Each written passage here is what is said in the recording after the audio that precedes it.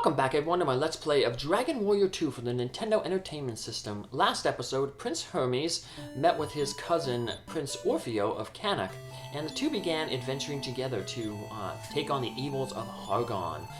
Between episodes, I did some level grinding. As you can see, I got Hermes up to level 7 and Orfeo up to level 6. At level 6, Orfeo learned the antidote spell. That works just like the antidote herbs that we have. It removes poison after a battle. The cave that we're going to go to is the Lake Cave. It's to the west of Castle Cannock, and we were told that there is a silver key in there, and that can open doors with the silver highlight around them, the silver border. So, now if this isn't your first time playing the game, this is actually an optional dungeon. You don't have to go here because you don't need to get the silver key. But getting the silver key, one, will gain you some good gold, some treasure, some experience, and it'll get you some clues. Because there's some people behind silver doors. They can give us some clues and tell us where we need to go. There's two ways to get to the cave. When you head to the west, there's a split. You can either go the top route or the bottom route. You want to take the top route because the bottom route has a bunch of mountains in it, and or hills. Mountains you can't cross over. And hills have the highest encounter rate. So better than now. Yeah, the forests have a high encounter rate too, but not as high as hills. So in order to cut down on random encounters, take the top route. We want to start, conserving our resources because this lake cave that we're going to, it's a little bit bigger than the Spring of Bravery cave that we first went to, our first little dungeon.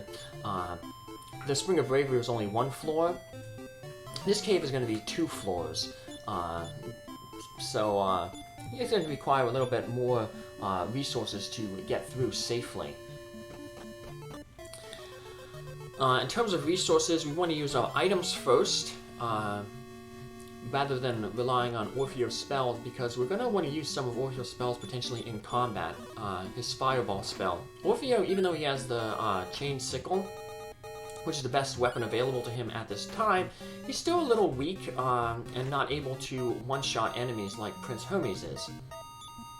So, if there's an enemy that we need to one-shot, we have to rely on Orfeo's Fireball spell, which is basically like the Hurt spell from the first game. Speaking of which, we're going to run into an enemy here later on that can use the Fireball spell on us, the Sorcerer. So that's an enemy that we want to save that magic points for.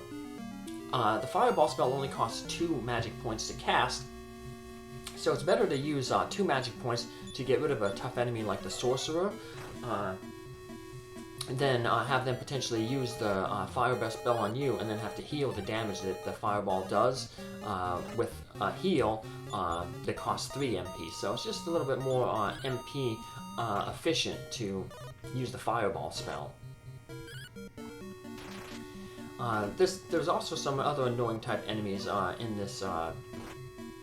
this cave that may also warrant use of the Fireball spell. There's 2 different types of ant enemies they're going to be running into here.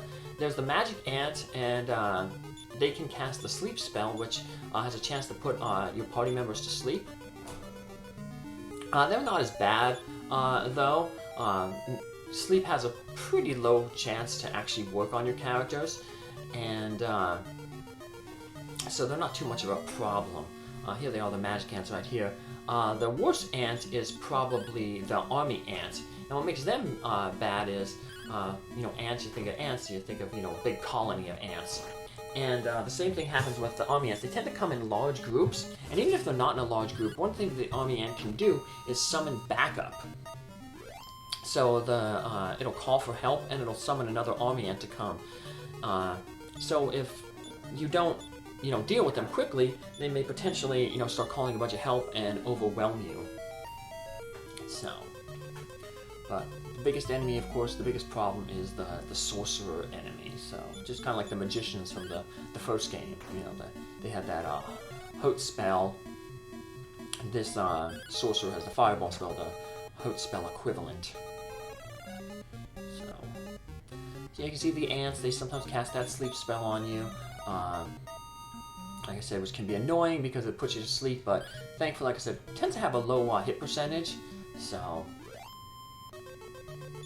And they also have a treasure chest, and they get a lottery ticket, which is a good find for us, because we sold our previous lottery ticket that we found, so we don't have any lottery tickets, and there's going to be a lotto shop in Leftwin.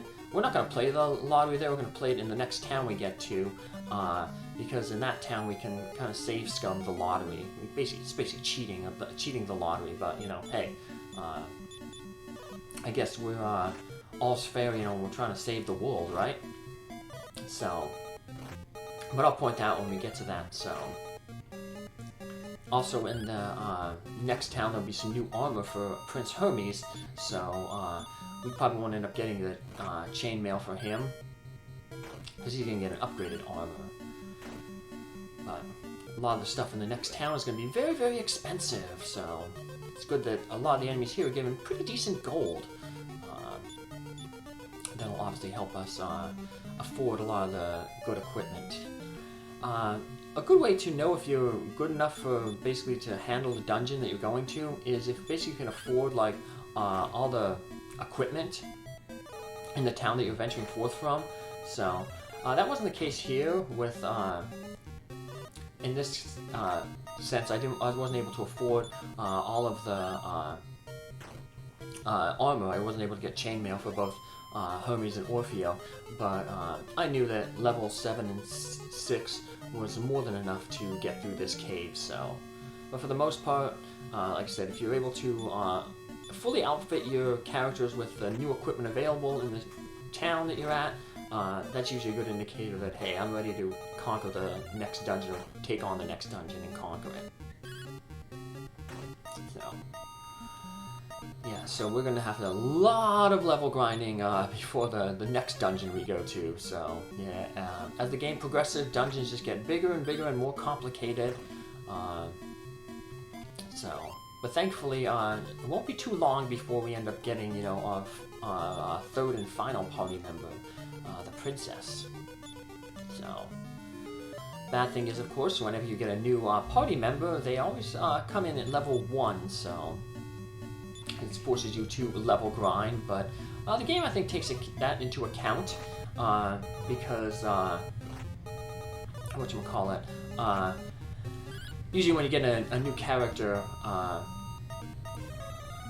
there's usually a difficulty curve that forces you to kind of level grind and get your the new character up to speed, so.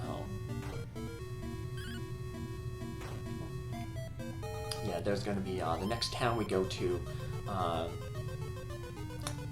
that we end up and then getting the next character, the princess. There's going to be a lot of expensive gear, so to grind up and get all that gear, that'll get us all the levels to catch the princess up with our two heroes here, Hermes and Orfeo. So, a lot of dead ends in this place, so just take the path that I'm taking here. Remember that basically a 1 in 3rd chance that you're going to run into an encounter when you do a transition screen. It's like I said, it's the highest rate for a random encounter, other than the Hork Pit, which is a pit in this one dungeon toward the end of the game, which has that shares the same encounter rate. Luckily, you know, there's a bunch of maps online that can show you the correct path to go through these dungeons, so it's not really cheating, because if you got the game new, it would have come with you know, a map and guide, just like the first and the third game did. I did not have this game new as a kid. I got the first one from you know, Nintendo Power giveaway, and I got the third one from my cousin, who was really I bought off of him, and he was really careful with his games, so he had all the stuff with it. But 2, likewise, when I ended up getting that, I ended up getting from a used game store, maybe Funkoland, and you know, it didn't come with all the stuff with it, but it did come with you know, the maps and enemy bestiary.